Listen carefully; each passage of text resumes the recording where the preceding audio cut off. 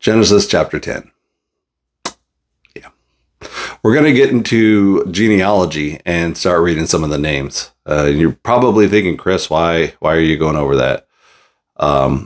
It's not to make myself look like a fool, because I guarantee you I cannot pronounce half of these names. Even pastors are like, just try as best as you can to pronounce them, because some of them don't even know how to pronounce all these names. I definitely don't. And so,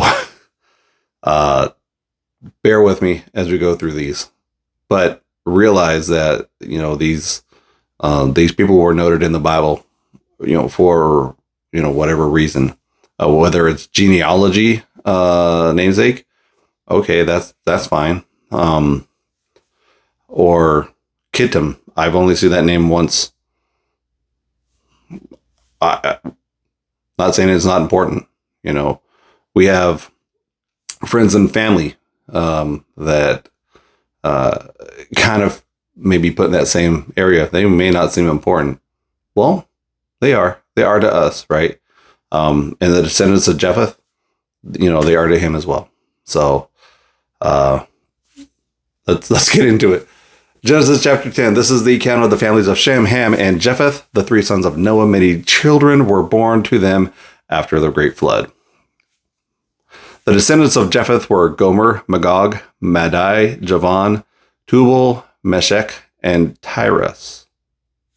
The descendants of Gomer were Ashkenaz, Riphath, and Togarmah. The descendants of Javan were Elisha, Tarshish, Kittim, and Rodanim. Their descendants became the seafaring people that spread out to various lands, each identified by its own language, clans, and national identity. That might be the first time I read it a little differently, because I've always wondered, hey, how did, if world started in, the Middle East and Israel, how did, I'm not saying this is correct, but, how did we get all these other civilizations, to become about, right? Obviously they were in Egypt, we're going to be going over that. But, what about Turkey? What about Italy? What about Crete? All this other kind of stuff. Spain, even. And Spain, I believe it's mentioned in Paul's, one of his journeys. And so it's just one of those deals where, how did they get there? Well, this might be the start of it. I am guessing. I have no idea. So, but it's interesting just looking at it from that kind of view. Descendants of Ham. The descendants of Ham were Cush, Mishram, Put, and Canaan. Obviously, some of these names are going to stick out more than others. The descendants of Cush were Seba, Havilah, Sabteh, Ramah, and Sabteka. The descendants of Ramah were Sheba and Dedan. Cush, who was the ancestor of Nimrod, who was the first heroic warrior on earth. That's quite an honor. First heroic warrior on earth. Since he was the greatest hunter in the world, also fantastic, his nickname became proverbial. People would say this man is like Nimrod, the greatest hunter in the world. He built his kingdom in the land of Babylonia with the cities of Babylon, Erech, Akkad, and Calneh. From there, he expanded his territory to Assyria, building the cities of Nineveh, Rehoboth, it's a -ir, Kala, and Rezin, the great city located between Nineveh and Kala. Mizraim was the ancestor of the Ludites, Anamites, Lahabites, Nephtuhites, Pathrusites, Calusites, and the Caphtorites, from whom the Philistines came. Whew. So, and the Caphtorites, C-A-P-H, or Caphtorites, C-A-P-H-T-O-R-I-T-E-S. And that's where the Philistines come from. Would have never known if we didn't read this. Canaan. Canaan's oldest brother was Sidon.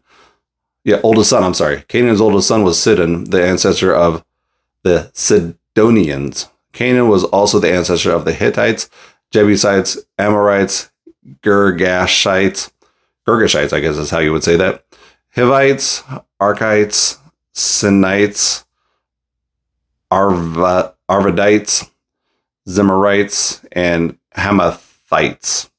The Canaanite clan eventually spread out, and the territory of Canaan extended from Sidon to the north of Gerar and Gaza in the south, and east as far as Sodom, Gomorrah, Admah, and Zeboim near Lasha. Zeboim is Zeboiim. Not sure actually how you pronounce that one. There were the descendants of Ham, identified by clan, language, territory, and national identity. Descendants of Shem. Sons were also born to Shem, the older brother of Japheth. Shem was the ancestor of all the descendants of Eber. The descendants of Shem were Elam, Ashur, Arphaxad, Lud, and Aram. The descendants of Aram were Uz, U-Z is how it's spelled, Hul, Gether, and Mash. Arphaxad,